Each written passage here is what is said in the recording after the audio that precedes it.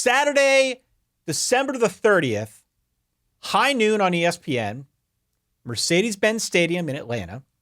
Number 11, Ole Miss. Number 10, Penn State. Penn State is favored by 3.5 points, Dan. I've made it known. We talked about it on the intro to bowl season episode that we did a few weeks ago now.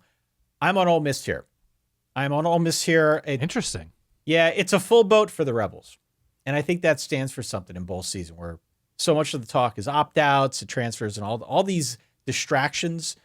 Ole Miss is, the news around Ole Miss is that they're bringing guys in via the portal, not losing guys, not having to deal with opt-outs or anything of that nature. Penn State's going to be without Chop Robinson up front. I got to believe that Olufashanu is going to go pro and opt out.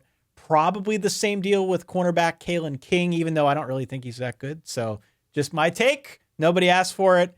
Probably means a few less. I think the download is an endorsement that people want your take.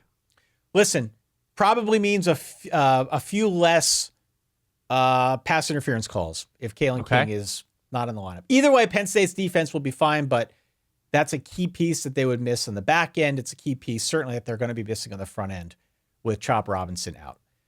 If you like Penn State, I think you like them because of that defense. Yeah. Statistically, the best defense that Ole Miss has played all season long. They're even better than Georgia's per the SP+, which we know and love here.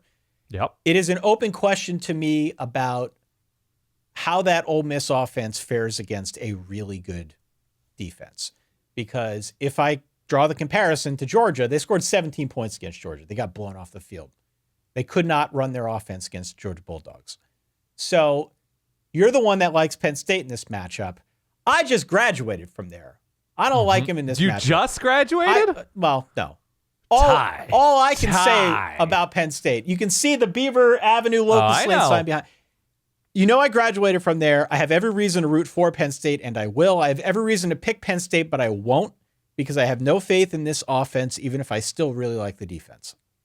Well, they made a big change on offense in parting ways with the offensive coordinator, and they seem to take it's hard to tell. Against Michigan State, 42-0 against Michigan State. So to that end, yes, they looked really good in that one game.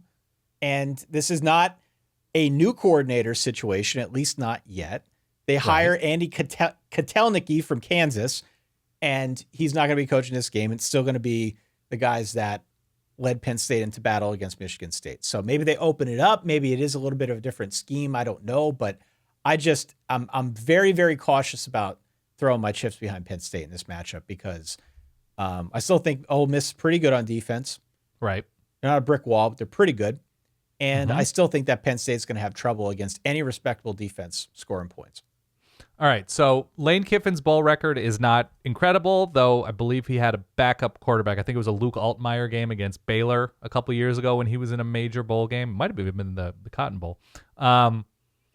The difficulty I have with Penn State and evaluating their defense is the same difficulty I have with trusting any Big Ten defense. And look at the list of quarterbacks faced on the Penn State schedule. You can say Talia's pretty good, and I think that's right. He's a pretty good quarterback. You can say J.J. McCarthy's a pretty good quarterback, and I think that's right. Also, Michigan looked at J.J. McCarthy and said, well, we don't need to pass it to beat Penn State. And they were right. They were absolutely right. He threw the ball, 8 times in that game? Right.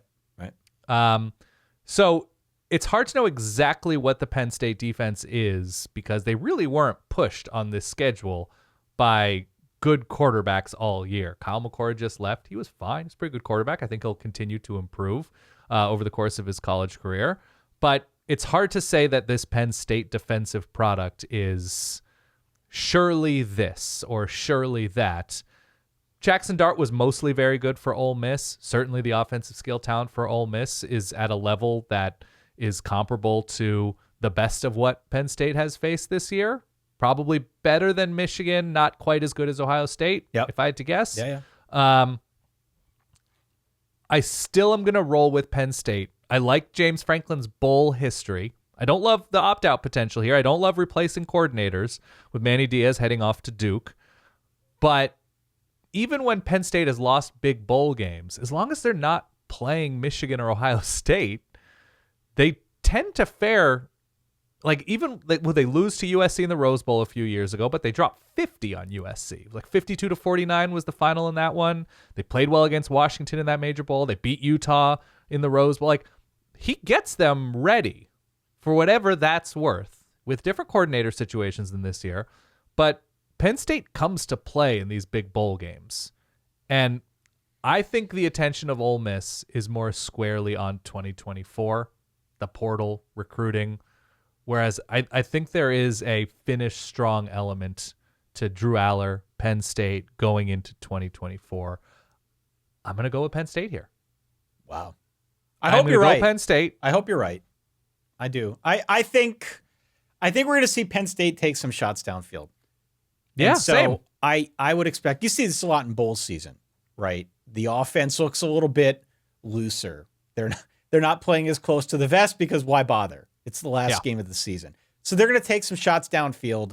I hope we get to see Drew Allar step into throws and not be on his back foot and not be off balanced and uncomfortable and flailing. And like, we know that there is a lot of talent there. We just have not seen him develop in a way that he just looks comfortable in the pocket. Right. So I would expect that they try to do some stuff in this game to make him comfortable, to allow him to take some of those shots down the field. Who he is throwing to is a separate matter altogether, but it would be a welcome addition if we saw that. I could see a world in which the offense looks very different, where we come out of this game, as you just alluded, saying, wow, this is some good positive momentum building into 2024 with perhaps a new scheme that unlocks some of that skill talent in a better way than we saw under Mike Yurcich. I am sticking to my guns, though. I am sticking to my guns. I could see this being a lower scoring game. I like Ole Miss close. I'll stick with 24-21 again. I'll say 24-21 for the second straight game because it feels like that style game to me. The number that I love, and again, Manny Diaz not there, so with whatever size grain of salt you're interested in. I think Penn State was the number one team. Again, fact check me as I'm saying it. The number one team in America at forcing 3 and outs. It's a skill that I love. It's a skill that I love on defense, that there's snap-to-snap focus, that the play calling, no Manny Diaz, has been very sound on third down. Look at the quarterbacks on their schedule. All of this relevant information, all of it relevant context, but there is something about a defense that just isn't on the field a ton. No. That I love against an Ole Miss team that takes chances, has an athletic quarterback, has good receivers, has a good running back, but there is something about that number that speaks to me in terms of in an interesting spot.